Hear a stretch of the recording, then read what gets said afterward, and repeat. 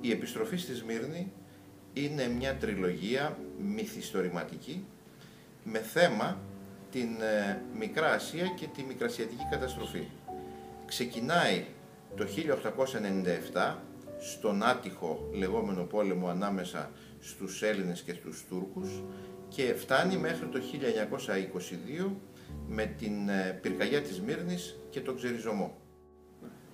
Το χαρακτηριστικό το οποίο έχει το βιβλίο, η τριλογία αυτή, σε σύγκριση με άλλα έργα, είναι ότι συνυπάρχουν χαρακτήρες ιστορικών προσώπων, πραγματικοί χαρακτήρες, οι οποίοι έζησαν και καθόρισαν την ιστορία, και χαρακτήρες οι οποίοι έχουν πλαστεί από το συγγραφέα. Τα ιστορικά πρόσωπα είναι πολύ σημαντικά. Είναι ο Ελευθέριος Βενιζέλος, παραδείγματος χάρη, οι βασιλιάδες από την Ελλάδα, αλλά και υπάρχουν ιστορικά πρόσωπα από την Τουρκία, όπως ο Μουσταφά Κεμάλ Ατατούρκο, ο Ισμέτο, μετέπειτα Ισμέτιν Ονού, ο Σουλτάνος, ο Αμπτούλ Χαμίτ και άλλα πρόσωπα λιγότερα γνωστά σε εμάς τους Έλληνες. Τα πρόσωπα αυτά δεν είναι στο background, όπως λέμε, στο φόντο, αλλά συνυπάρχουν με τους ήρωες. Οι ήρωες δηλαδή με κάποιον τεχνικό, λογοτεχνικό τρόπο έρχονται σε επαφή με τα ιστορικά πρόσωπα και έτσι μπορούμε και παρακολουθούμε την δράση των ιστορικών προσώπων μέσα από τα μάτια των φτιαχτών, των κατασκευασμένων ηρώων, οι οποίοι έχουν κάποιο ρόλο πάντοτε στο περιβάλλον των προσώπων αυτών. Παραδείγματος χάρη, ο Τούρκος γιατρός είναι γιατρός του Αμπτούλ Χαμίτ. Ο Έλληνας γιατρός κάποια στιγμή θεραπεύει το Βενιζέλο καθώς και το βασιλιά Κωνσταντίνο με τρόπο που έρχονται όλα αυτά φυσικά χωρίς να δημιουργείται η εντύπωση του ψεύτικου ή του άσχημα κατασκευασμένου. Πάνω σε αυτό το τομέα έχει δοθεί ιδιαίτερη προσοχή. Η ιατρική έχει μεγάλη σημασία στο έργο. Όσον αφορά την Ελλάδα, ο γιατρός ο οποίος κυριαρχεί σαν δάσκαλος και συνεργάτης του ήρωα γιατρού που λέγεται Πλάτων Πηλίδης, ο οποίος έχει κατασκευαστεί από τον συγγραφέα, ο αληθινός γιατρός, ο οποίος παρουσιάζεται και υπάρχει, είναι ο καθηγητής Μαρίνος Γερουλάνος.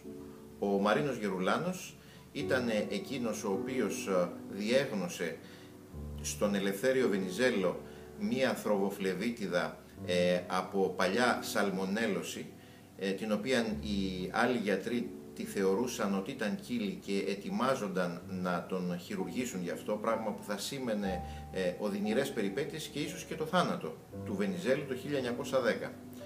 Και επίσης ο Μαρίνος Γερουλάνος βοήθησε μαζί με τους υπόλοιπους γιατρούς που είχαν έρθει από το εξωτερικό, αλλά και άλλους Έλληνες καθηγητές του Πανεπιστημίου, την αποθεραπεία του βασιλιά Κωνσταντίνου στην ποιώδη πλευρίτιδα, η οποία είχε ακολουθήσει την μικροβιακή πνευμονία που είχε πάθει το 1915.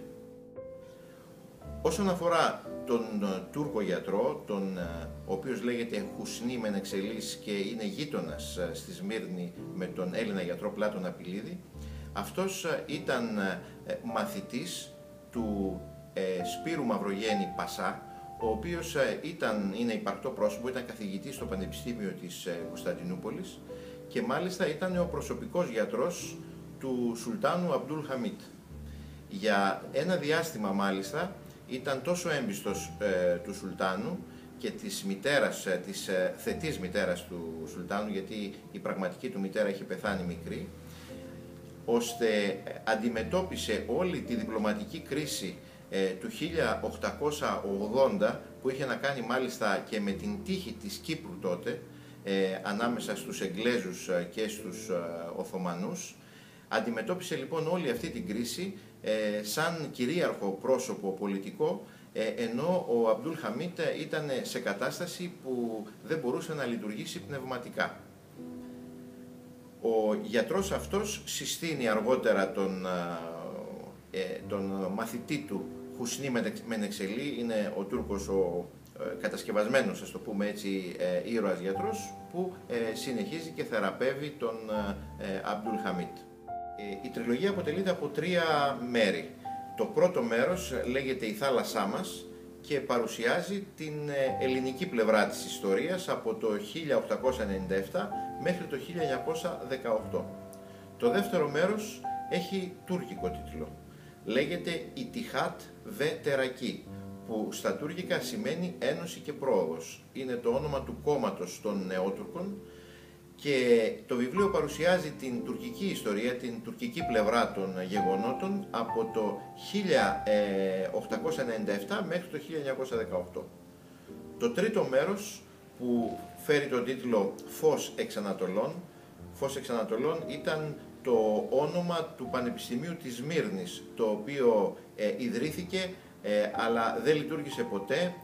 Ιδρύθηκε από τον Ελευθέριο Βενιζέλο και τον καθηγητή Κωνσταντίνο Καραθεοδωρή με τη συνεργασία του Αριστίδη Στεργιάδη. Ήταν να γίνουν τα εγγένεια το Σεπτέμβριο του 1922, τα οποία φυσικά δεν έγιναν ποτέ. Αυτό το έργο κυριαρχεί στο τρίτο μέρος του βιβλίου, όπου υπάρχει και όλη η ελληνοτουρκική σύγκρουση από το 1919 μέχρι το 1922.